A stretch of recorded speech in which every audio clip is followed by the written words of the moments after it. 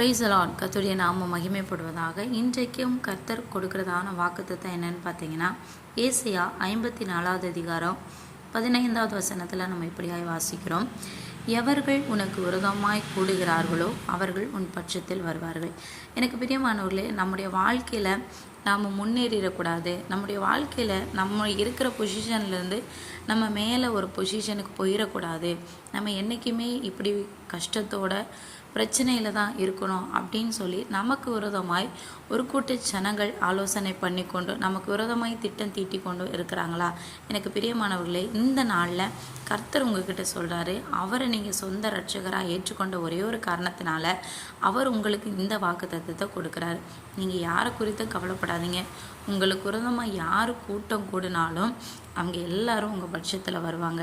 அதுக்கெல்லாம் நீங்கள் செய்ய வேண்டியது ஒன்றே ஒன்று தான். அவரை மாத்திரம் சார்ந்துருங்க. கர்த்தர் உங்களை